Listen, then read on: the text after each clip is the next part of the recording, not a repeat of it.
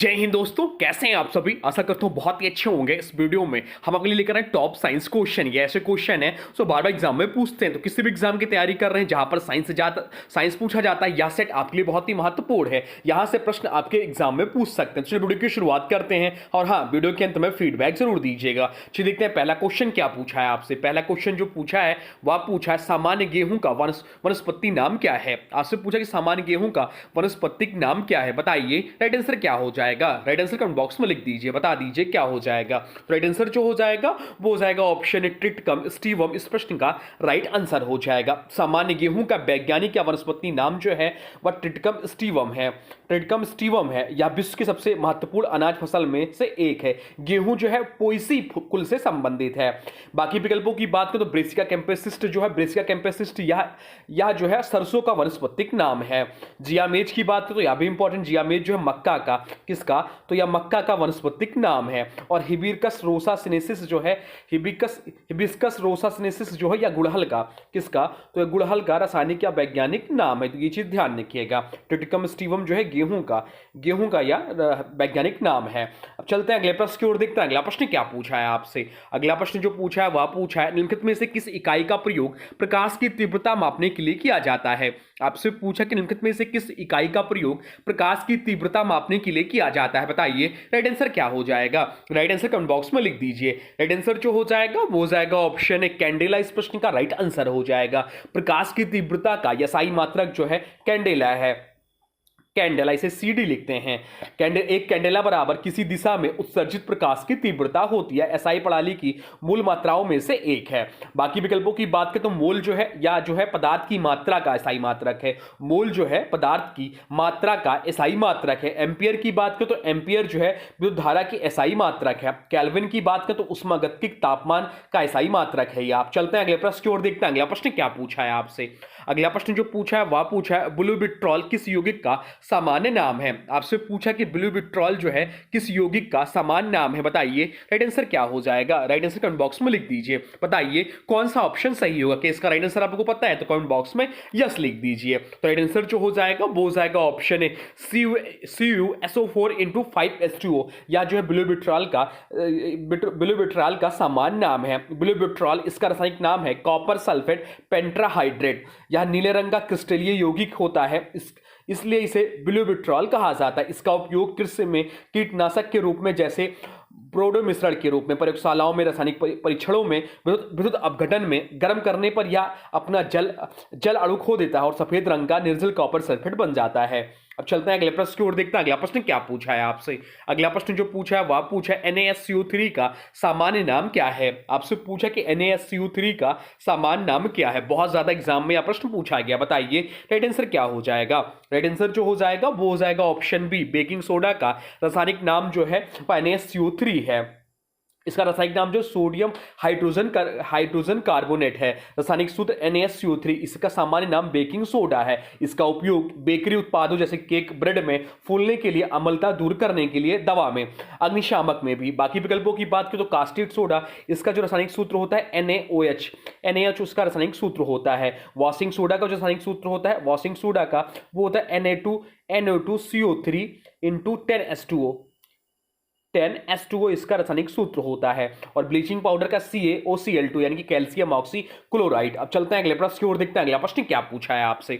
अगला प्रश्न जो पूछा है वह पूछा है मनुष्य के शरीर का सबसे बड़ा अंग कौन सा है। आपसे पूछा है कि मनुष्य के शरीर का सबसे बड़ा अंग यानी कि ऑर्गन कौन सा है, बताइए राइट आंसर क्या हो जाएगा। राइट आंसर कमेंट बॉक्स में लिख दीजिए। राइट आंसर जो हो जाएगा वो हो जाएगा ऑप्शन बी त्वचा। या त्वचा मतलब स्किन जो होता है, त्वचा या मानव शरीर का सबसे बड़ा अंग है या बाहरी आवरण बनाकर शरीर को सुरक्षा प्रदान करती है। एक वयस्क व्यक्ति की त्वचा का क्षेत्रफल लगभग 1.5 से 2 वर्ग मीटर और भार लगभग 4 से 5 किलोग्राम होता है।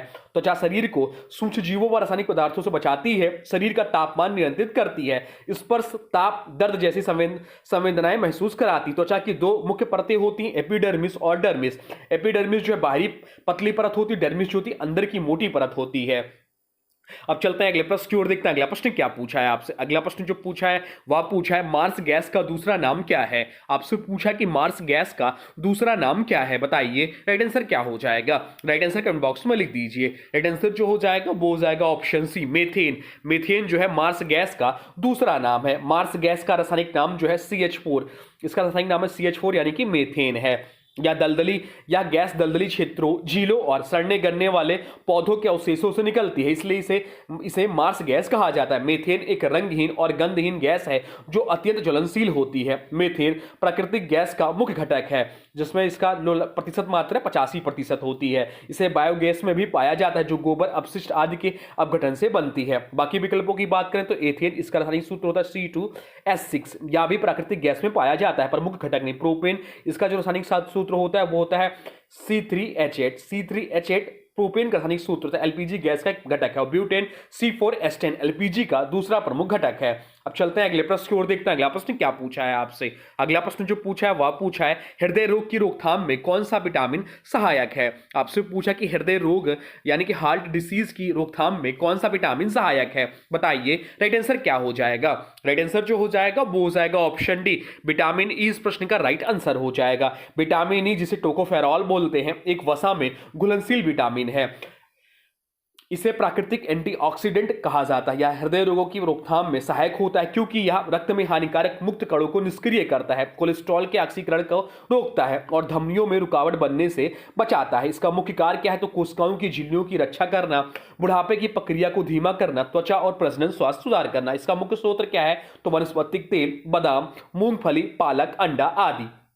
अब चलते हैं अगले प्रश्न की ओर, देखते हैं अगला प्रश्न क्या पूछा है आपसे। अगला प्रश्न जो पूछा है वह पूछा है चींटी के डंक में मुख्य रूप से निम्नलिखित में से क्या पाया जाता है। आपसे पूछा कि चींटी के डंक में मुख्य रूप से निम्नलिखित में से क्या पाया जाता है, बताइए राइट आंसर क्या हो जाएगा। राइट आंसर कमेंट बॉक्स में लिख दीजिए। राइट आंसर जो हो जाएगा वो हो जाएगा ऑप्शन ए, फॉर्मिक अम्ल इस प्रश्न का राइट आंसर हो जाएगा। ऑप्शन ए इस प्रश्न का राइट आंसर हो जाएगा। चींटी के डंक में मुख्यतः फॉर्मिक अम्ल पाया जाता है। यही कारण है कि चींटी काटने पर जलन और सूजन होती है। फॉर्मिक अम्ल का नाम जो है लैटिन में चींटी से पड़ा, फॉर्मिका लैटिन नाम से चींटी से पड़ा, या इसे मेथानोइक अम्ल भी कहा जाता है। क्या कहा जाता है चींटी फॉर्मिक अम्ल को ही मेथानोइक अम्ल कहा जाता है। चींटी जो होता है चींटी के डंक में मुख्य रूप से पाया जाता है।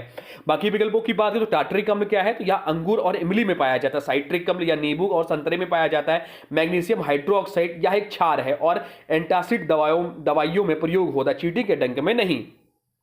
अब चलते हैं अगले प्रश्न की ओर, देखते हैं अगला प्रश्न क्या पूछा है आपसे। अगला प्रश्न जो पूछा है वह पूछा है साइटोलॉजी निम्नलिखित में से किसके अध्ययन से संबंधित है। आपसे पूछा है कि साइटोलॉजी जो है निम्नलिखित में से किसके अध्ययन से संबंधित है, बताइए राइट आंसर क्या हो जाएगा। राइट आंसर जो हो जाएगा वो हो जाएगा ऑप्शन बी, कोशिका। ऑप्शन बी इस प्रश्न का राइट आंसर हो जाएगा, कोशिका।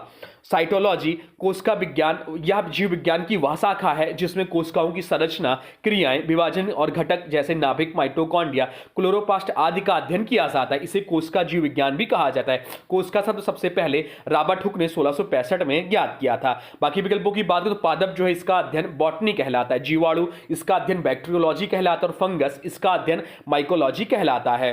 अब चलते हैं अगले प्रश्न की ओर, देखते हैं अगला प्रश्न क्या पूछा है आपसे। अगला प्रश्न जो पूछा है वह पूछा है मनुष्य के हाथ में कितनी हड्डियां या अस्थियां होती हैं। आपसे पूछा है कि मनुष्य के हाथ में कितनी हड्डियां होती हैं, बताइए राइट आंसर क्या हो जाएगा। राइट आंसर कमेंट बॉक्स में लिख दीजिए। राइट आंसर जो हो जाएगा वो हो जाएगा ऑप्शन सी, 27 हड्डियां होती हैं। मनुष्य के एक हाथ में कुल 27 हड्डियां होती हैं। इन्हें 3 भागों में बांटा जाता है। कार्पल यानी कलाई की हड्डी, कलाई की हड्डी में कितनी हड्डियां होती तो कलाई की हड्डी में जो होती हैं वो 8 हड्डी होती हैं। फिर आता है मेटाकार्पल यानी कि हथेली की हड्डियां। मेटाकार्पल में की बात करें, मेटाकार्पल में तो इसमें जो हड्डियों की संख्या होती है वो 5 होती है। उसके बाद होता है फ्लेंजिस यानी कि उंगलियों की हड्डी, इसमें जो हड्डियों की संख्या होती है वो होती है 14। प्रत्येक उंगली में 3, अंगूठे में 2, तो कुल मिलाकर 8, 5, 13, 14, 27 हड्डियां। दोनों हाथों को मिलाकर कुल 54 हड्डियां होती हैं। एक हाथों में 27 होती, दोनों हाथों को मिलाकर 54 हड्डियां होती। मानव शरीर की कुल हड्डियों की संख्या 206 है जिसमें 1/4 भाग केवल हाथ और पैरों में पाया जाता है। अब चलते हैं अगले प्रश्न की ओर, देखते हैं अगला प्रश्न क्या पूछा है आपसे। अगला प्रश्न जो पूछा है वह पूछा है मोनोसेकेराइड कार्बनिक अणुओं के किस समूह से संबंधित है। आपसे पूछा कि मोनोसेकेराइड जो है कार्बनिक अणुओं के किस समूह से संबंधित है, बताइए राइट आंसर क्या हो जाएगा। राइट आंसर कमेंट बॉक्स में लिख दीजिए। राइट आंसर जो हो जाएगा वो हो जाएगा ऑप्शन ए, कार्बोहाइड्रेट इस प्रश्न का राइट आंसर हो जाएगा। मोनोसेक्राइड कार्बोहाइड्रेट का सबसे सरल रूप है, इसे सरल शर्करा भी कहते हैं, या और छोटे भागों में हाइड्रोलाइज नहीं किया जा सकता। उदाहरण के तौर पर ग्लूकोज, फ्रक्टोज, गैलेक्टोज। कई मोनोसेक्राइड मिलकर डाइसेक्राइड जैसे सुक्रोज और पॉलीसेक्राइड जैसे स्टार्च, ग्लाइकोजन और सेलुलोज बनाते हैं। बाकी विकल्पों की बात करें तो न्यूक्लिक अम्ल जो है या डीएनए और आरएनए के निर्माण खंड से बने होते हैं। लिपिड वसा और तेल जो ऊर्जा संग्रह करते हैं। प्रोटीन अमीनो अम्ल से बने होते हैं। अब चलते हैं अगले प्रश्न की ओर, देखते हैं अगला प्रश्न क्या पूछा है आपसे। अगला प्रश्न जो पूछा है वह पूछा है न्यूलैंड के अष्टक नियम के अनुसार निम्नलिखित में से किस तत्व के गुण सोडियम के समान होते हैं। आपसे पूछा है कि न्यूलैंड के अष्टक नियम के अनुसार निम्नलिखित में से किस तत्व के गुण सोडियम के समान होते हैं, बताइए। राइट आंसर क्या हो जाएगा? राइट आंसर हो जाएगा ऑप्शन सी, लिथियम। लिथियम इस प्रश्न का राइट आंसर हो जाएगा। न्यूलैंड का अष्टक नियम 1865 में JAR न्यूलैंड द्वारा दिया गया था। उन्होंने तत्वों को उनके परमाणु भार के बढ़ते क्रम में व्यवस्थित किया। उन्होंने देखा कि हर आठवां तत्व पहले तत्व के समान गुण दिखाता है, अर्थात जैसे संगीत के सात सुरों के बाद आठवां सुर पहले सुर से मिलता है, वैसे तत्वों के गुण भी दोहराते हैं। उदाहरण के तौर पर यदि सोडियम जिसका प्रतीक होता है Na पहला तत्व है, जो आठवां तत्व लिथियम उसके समान रासायनिक गुण प्रदर्शित करता है। दोनों क्षार धातु हैं और जल के साथ प्रतिक्रिया कर हाइड्रोजन गैस तथा क्षारीय विलयन बनाते हैं। अब चलते हैं अगले प्रश्न की ओर, देखते हैं अगला प्रश्न क्या पूछा है आपसे। अगला प्रश्न जो पूछा है वह पूछा है डोलोमाइट किसका एक अयस्क है। आपसे पूछा है कि डोलोमाइट जो है किसका एक अयस्क है, बताइए। राइट आंसर क्या हो जाएगा? राइट आंसर जो हो जाएगा वो हो जाएगा ऑप्शन ए, मैग्नीशियम का। ऑप्शन ए इस प्रश्न का राइट आंसर हो जाएगा। डोलोमाइट का रासायनिक सूत्र जो है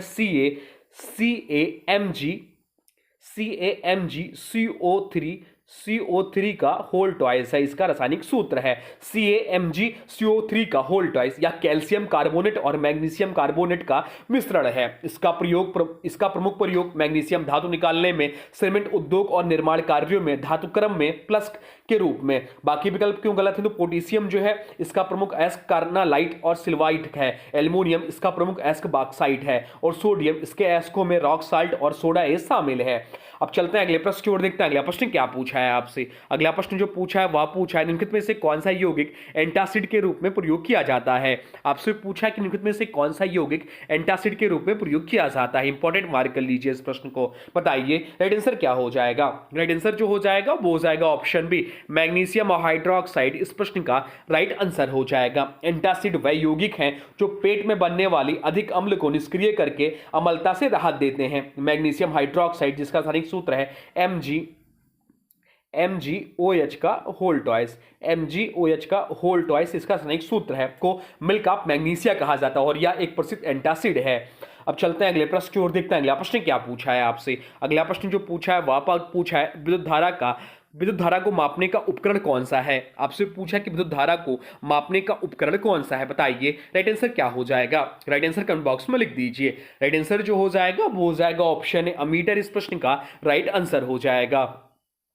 अमीटर एक उपकरण है जो विद्युत धारा की तीव्रता को मापता है। इसे विद्युत परिपथ में श्रृंखला में जोड़ा जाता है ताकि पूरा धारा प्रवाह इससे होकर गुजरे। धारा की मात्रा को एम्पियर से मापा जाता है। अमीटर की सुई चुंबकीय प्रभाव के अनुसार चलती है जो धारा के परिणाम को दर्शाती है। बाकी विकल्पों की बात करें तो हाइग्रोमीटर वायु की आर्द्रता मापने का उपकरण है। बैरोमीटर वायुदाब मापने का उपकरण है। वोल्टमीटर विभवांतर मापने का उपकरण है। अब चलते हैं अगले प्रश्न की ओर, देखते हैं अगला प्रश्न क्या पूछा है आपसे। अगला प्रश्न जो पूछा है वह पूछा निम्नलिखित में से नेत्रों का कौन सा भाग नेत्रों के विशिष्ट रंग के लिए उत्तरदायी होता है। आपसे पूछा कि निम्नलिखित में से नेत्रों का कौन सा भाग नेत्रों के विशिष्ट रंग के लिए उत्तरदायी होता है, बताइए। राइट आंसर क्या हो जाएगा? राइट आंसर जो हो जाएगा वो हो जाएगा ऑप्शन बी, आइरिस। इस प्रश्न का राइट आंसर हो जाएगा। आइरिस जिसे हिंदी में पारितारिका बोलते हैं, आंख का वह भाग है जिसमें पिगमेंट यानी कि रंजक मौजूद होता है, या पिगमेंट आंखों का रंग निर्धारित करते हैं जैसे भूरा, नीला, हरा आदि, या पुतली के आकार को नियंत्रित करता है और आंख में प्रवेश करने वाले प्रकाश की मात्रा को नियंत्रित करता है। बाकी विकल्पों की बात करें तो लेंस जो है या प्रकाश को अपवर्तित कर रेटिना पर छवि बनाने में मदद करता है। रंग से कोई संबंध नहीं है इसका। रेटिना की बात करें तो यह प्रकाश संवेदनशील परत है जो छवि को पकड़ती है। और कॉर्निया की बात करें तो यह पारदर्शी परत है, आंखों को सुरक्षा देती है और प्रकाश को फोकस करने में मदद करती है। अब चलते हैं अगले प्रश्न की ओर, देखते हैं अगला प्रश्न क्या पूछा है आपसे। अगला प्रश्न जो पूछा है वह पूछा है अल्टीमीटर का उपयोग किसके मापन के लिए किया जाता है। आपसे पूछा है कि अल्टीमीटर का उपयोग किसके मापन के लिए किया जाता है, बताइए। राइट आंसर क्या हो जाएगा? राइट आंसर जो हो जाएगा वो हो जाएगा ऑप्शन ए, ऊंचाई को मापने के लिए। अल्टीमीटर का जो उपयोग किया जाता है वह ऊंचाई को मापने के लिए किया जाता है। अल्टीमीटर का प्रयोग किसी स्थान या वस्तु की समुद्र स्तर से ऊंचाई मापने के लिए किया जाता है। यह सामान्यतः वायुयान, पर्वतारोहण, मौसम विज्ञान आदि में उपयोग होता है। यह वायुदाब में परिवर्तन के आधार पर ऊंचाई बनाता है, क्योंकि ऊंचाई बढ़ने पर वायुदाब घटता है। बाकी विकल्प क्यों गलत है? तो दाब मापने के लिए इसके लिए बैरोमीटर का प्रयोग किया जाता है। समुद्र की गहराई मापने के लिए इसके लिए इंको साउंड्स प्रयोग होता है। रक्तचाप मापने के लिए इसके लिए स्पेग्नोमैनोमीटर का प्रयोग होता है। अब चलते हैं अगले प्रश्न की ओर, देखते हैं अगला प्रश्न क्या पूछा है आपसे। अगला प्रश्न जो पूछा है वह पूछा है किस विटामिन को थायमिन के नाम से जाना जाता है। आपसे पूछा कि किस विटामिन को थायमिन के नाम से जाना जाता है, बताइए। राइट आंसर क्या हो जाएगा? राइट आंसर जो हो जाएगा वो हो जाएगा ऑप्शन ए, विटामिन B1 इस प्रश्न का राइट आंसर हो जाएगा। विटामिन B1 जिसे थायमिन कहा जाता है एक जल में घुलनशील विटामिन है। यह शरीर में कार्बोहाइड्रेट के अपघटन और ऊर्जा उत्पादन के लिए आवश्यक है। यह तंत्रिका तंत्र और हृदय के सुचारू कार्य में भी महत्वपूर्ण भूमिका निभाता है। इसकी कमी के लक्षण क्या है? तो थायमिन की कमी से बेरी बेरी रोग होता है, जिसमें शरीर में कमजोरी, मांसपेशियों में दर्द और तंत्रिका विकार देखने को मिलते हैं। इसका मुख्य सूत्र क्या है? तो साबुत अनाज, दालें, मूंगफली, अंकुरित अनाज, मांस और अंडा। बाकी विकल्पों की बात करें तो B3 जो है नाइसिन कहलाता है, या B3 जो है नाइसिन कहलाता है, नियासिन जिसे बोलते हैं, नियासिन कहलाता है, या नाइसिन नहीं नियासिन बोलते हैं। विटामिन B12 को साइनोकोबालामिन बोलते हैं, विटामिन B2 को राइबोफ्लेविन बोलते हैं। अब चलते हैं अगले प्रश्न की ओर, देखते हैं अगला प्रश्न क्या पूछा है आपसे। अगला प्रश्न जो पूछा है वह पूछा है कोशिका को एक निश्चित रूप कौन प्रदान करती है। आपसे पूछा कि कोशिका को एक निश्चित रूप कौन प्रदान करती है, बताइए। राइट आंसर क्या हो जाएगा? राइट आंसर कमेंट बॉक्स में लिख दीजिए। राइट आंसर जो हो जाएगा हो जाएगा ऑप्शन डी, कोशिका भित्ति इस प्रश्न का राइट आंसर हो जाएगा। ऑप्शन डी इस प्रश्न का राइट आंसर हो जाएगा। कोशिका भित्ति एक कठोर बाहरी परत होती है जो पौधों, कवकों और कुछ जीवाणु की कोशिकाओं में पाई जाती है। या कोशिका झिल्ली के बाहर होती है और कोशिका को एक निश्चित आकार देती है, सुरक्षा प्रदान करती है और आंतरिक दाब बनाए रखती है। पौधों में कोशिका भित्ति मुख्य रूप से सेल्यूलोज से बनी होती है।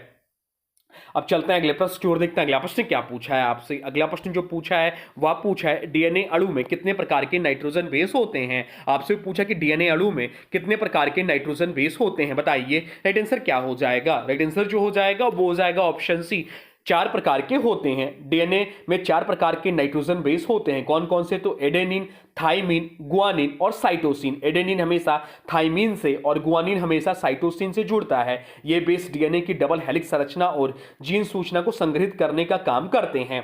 तो ये रहे आपके टॉप साइंस क्वेश्चन जो आपके आने वाले एग्जाम के लिए बहुत ही महत्वपूर्ण है। अब आज की वीडियो से प्रश्न है, इसका राइट आंसर आप लोग को कमेंट बॉक्स में बताना है। आज की वीडियो से प्रश्न है NaSCO3 का सामान्य नाम क्या है। आपसे पूछा कि NaSCO3 का सामान्य नाम क्या है, इसका सामान्य नाम आपको लिखना है, इसका उपयोग क्या है या भी कमेंट बॉक्स में लिखना है। और हाँ देखिए, अभी तक आपने वीडियो को लाइक नहीं किया है तो प्लीज वीडियो को लाइक कर दीजिए और चैनल पे नए हैं चैनल को सब्सक्राइब भी कर लीजिए। तो चलिए मिलते हैं एक नए वीडियो में, तब तक के लिए thanks for watching railway exam target channel को।